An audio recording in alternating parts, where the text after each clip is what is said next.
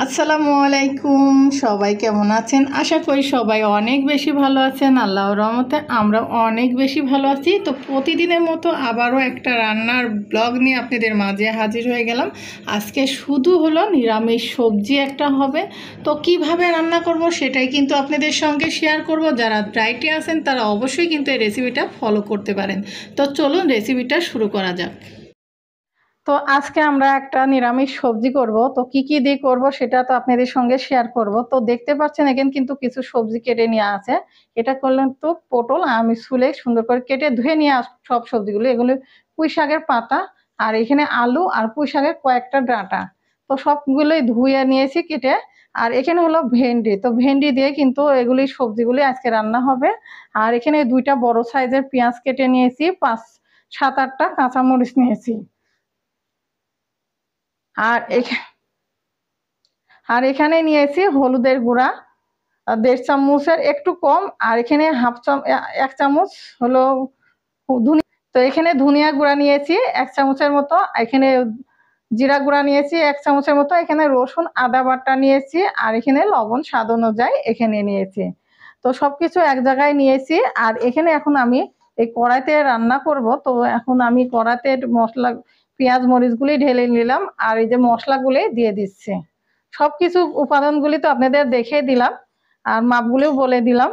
তো এখন সবকিছু দেওয়া হয়ে গেছে। এখন কিন্তু আমি হাতের সাহায্যে মশলাগুলি মেখে নিব। তার আগে সয়াবিনের তেল দিয়ে দেব। তো সয়াবিনের তেলটা পরিমাণ মতো দিয়ে দিব। আর কিন্তু আমরা রান্নার শেষ মুহূর্তে কিন্তু বাগার দেব, সেটাও কিন্তু আপনাদের সঙ্গে শেয়ার করব।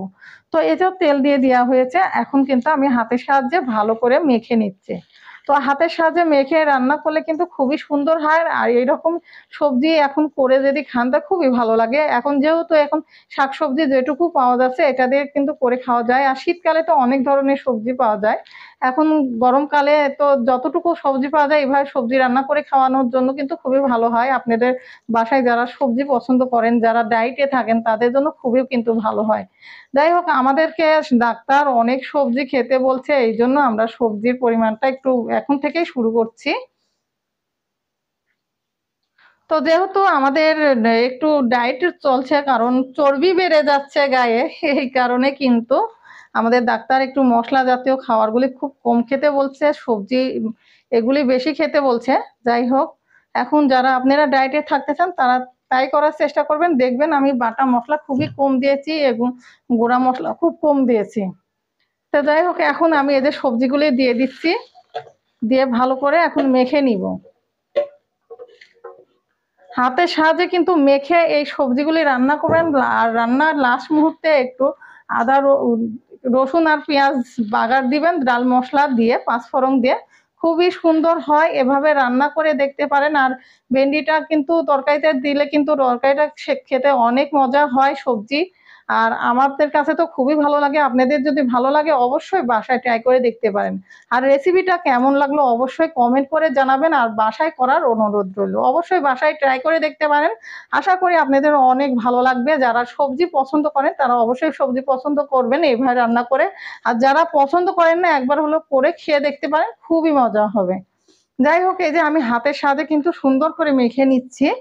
আর হাতের সাহায্যে মশলা পাতি সুন্দর করে মেখে রান্না করলে কিন্তু খুবই ভালো হয়। আর গ্রামগঞ্জে কিন্তু এই ধরনের রান্নাই বেশি হয়। আর যদি হয় মাটির চুলায় রান্না, খুবই কিন্তু টেস্টি হয়। যাই হোক, আমি এই যে মশলাগুলি মেখে নিচ্ছি সবকিছু সবজির সঙ্গে ভালো করে। আর মেখে নিলে কিন্তু বেশি ভালো হয়। তো দেখুন এই যে মেখে নেওয়া হয়ে গেছে। এখন কিন্তু আমি ভেন্ডিগুলি অ্যাড করে দিচ্ছি। আর ভেন্ডি দিয়ে তো বেশি মেখে নেওয়া যাবে না, এটা ভেঙে যাবে। ওই জন্য ভেন্ডি দিয়ে খালি কোনো রকম সবজিগুলি একসঙ্গে মিক্স করে সব মশলাপাতি যেন গায়ে লেগে যায় সেইভাবে দিয়ে দিচ্ছি। তো এইভাবে করার চেষ্টা করিয়েন। আর যারা আমার ইউটিউব চ্যানেলটি এখনো পর্যন্ত সাবস্ক্রাইব করেনি তারা অবশ্যই আমার ইউটিউব চ্যানেলটি সাবস্ক্রাইব করবেন। আর এভাবে আমাদের পাশে থেকে সাপোর্ট করে যাবেন। তো কেমন লাগছে সবাই কিন্তু জানাবেন, আপনাদের মতামতগুলি জানাবেন। তো মেখে নেওয়া হয়ে গেছে। এখন হাতটা ধুয়ে সুন্দর করে একটু পানি দিয়ে দেবো। আর যেহেতু পুঁই শাকের পানি বের হবে ওই জন্য পানি বেশি দেওয়া যাবে না। তো এটাতে কিন্তু সিদ্ধ হয়ে যাবে পানি। এটা আমি এই মাখা মাখা পানি দিয়ে দিলাম, আর পানি দিব না। তো এদিকে চুলাতে চলে এসেছি আর আমি ম্যাজিক চুলায় রান্না করব। তো এখন ম্যাজিক চুলাতে বসিয়ে দিয়েছি, এখন চুলাটা চালু করে দিলাম। আর এখন রান্না করব 240 পাওয়ারে দিয়ে রান্না করতেছি। আর এটা টকবগা গরম ফুটে ওঠার কিছুক্ষণ পরে আমি একবারে লো হিটে দিয়ে দেবো, তখন লো হিটে সুন্দরভাবে রান্নাটা হবে। তো এখন ঢেকে দিচ্ছি। তো দেখুন এই যে বলক উঠে গেছে আর আপনাদের সঙ্গে আমি শেয়ার করলাম। বলক উঠার পর দেখুন সবজির কালারটা এত সুন্দর এসেছে, ক্যামেরায় জানি না কতটুকু লাগছে। আর দেখতে কিন্তু অনেক সুন্দর ইয়ামি একটা কালার এসেছে, সবজিটা দেখতে কিন্তু খুবই সুন্দর লাগছে, চমৎকার লাগছে। তো আমি একটু নেড়ে দিচ্ছি সবজিটা উল্টিয়ে। এখন আমি গরম ডাল মশলা দিব। আর এটা সরি আপনারা কি বলেন জানি না, আমি 5 ফোড়ন আর রসুন আর পেঁয়াজ ভেজে বাগার দেব। তো দেখুন রান্না কিন্তু হয়ে গেছে, বাগার দিতে হবে। আর বেশি নাড়াচাড়া করলে কিন্তু ভেন্ডিটা ভেঙে যাবে, তো এই জন্য নাড়াচাড়া খুব কম করতে হবে। আর ভেন্ডি এরকম সবজিতে দিয়ে গোটা গোটা ভেন্ডি কিন্তু ভাতের সঙ্গে মেখে খেতে অনেক মজা লাগে, আপনি রুটি বা পরোটাতেও কিন্তু খুব ভালো লাগে। তো যাই হোক আর আমরা এখন বাগার দেবো, সেটাও আপনাদের সঙ্গে শেয়ার করব। তো দেখুন এখন কিন্তু বাগার দেব, তার জন্য কিন্তু আমি এই যে দেখুন সবজিটা দেখতে কত সুন্দর ইয়ামি চমৎকার লাগছে না। তো যাই হোক এখন আমি বাগার দেব। তো এখন কড়াইটা নামিয়ে নিচ্ছি আর একটা ফ্রাই প্যান নিয়েছি, এটাতে একটা সসপ্যানে আমি এখন বাগার দেওয়ার জন্য হিট করে নিই। আর রসুন পেঁয়াজ আর 5 ফোড়ন দিয়ে আমি বাগার দেব। তো এখন বাগার দেওয়ার জন্য এই যে তেল দিয়ে দিচ্ছি, তেলটা বেশি দেবো না, অল্প পরিমাণেরই তেল দেবো।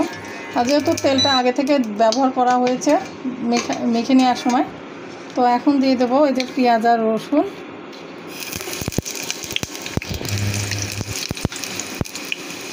তো পেঁয়াজ আর রসুনটা দেখুন হালকা হিটে কিন্তু আমি ভেজে নিচ্ছি। আর এটা স্প্রে একটা সসপ্যান, তো এটাতে পুড়ে যাওয়ার ভয় আছে। ম্যাজিক চুলায় কিন্তু স্টিলের জিনিস আর ম্যাজিক চুলার কড়াই ব্যবহার করা হয়, প্রেসার কুকার এগুলি কিন্তু সব কিছুই ম্যাজিক চুলার জিনিস ব্যবহার করতে হয়। তো এদের ভেজে নেওয়া হচ্ছে, হালকা বাদামি কালার করে নিব। তো হালকা করে ভেজে নিচ্ছি। আর এদিকে অনেক রাত, তো এখন রাত্রে 9:30টার মতো মনে হয় বাজে না, তো যাই হোক 9:30টার মতো বাজে। এই যে আমরা রান্না করতেছি আর চুলাটা জোরে হিট দিতেই পারছি না, দিলে কিন্তু পুড়ে যাবে, একদিকে পুড়ে যাবে একদিকে কিন্তু এরকম সাদাই থেকে যাবে, এই জন্য হালকা হিটে কিন্তু আমি ভেজে নিচ্ছি। আচ্ছা ভেজে নিই। তো দেখুন ভেজে নেওয়া হয়ে গেছে। আর এই যে 5 ফোড়ন দিয়ে দিলাম আমি কয়টা দিয়ে, এখন কিন্তু এই যে দেখুন হালকা আর একটু গাঢ় বাদামি কালার করে নিব।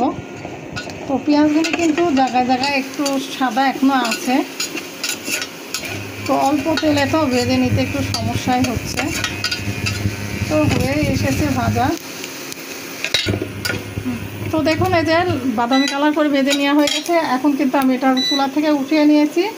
আর এই যে কড়াইটা কিন্তু দিয়ে দিলাম, দিয়ে এখন কিন্তু এই যে বাগারটা দিয়ে দিচ্ছি। তো গরম অবস্থায় দিয়ে দিলাম।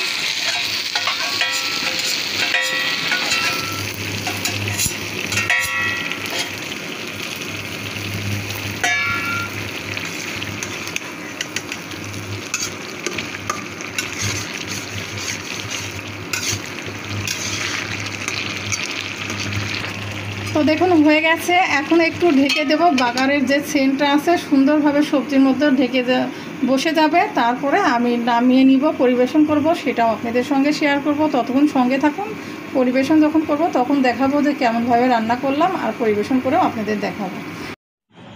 তো দেখুন রান্না হয়ে গেছে, আমি চুলা থেকে একবার সোজা নামিয়ে ডাইনিংয়ে চলে এসেছি। আর দেখুন আমি পুরোপুরি গামাখা করে সবজিটা রান্না করে নিয়েছি। আর দেখতে পাচ্ছেন কত সুন্দর ইয়ামি কালার দেখাচ্ছে, খেতে তো মাশাআল্লাহ অনেক সুন্দর হবে। যাই হোক ক্যামেরায় কেমন লাগছে সেটা জানি না। তো এখন আমি একটু পরিবেশন করে আপনাদের দেখাই দিই।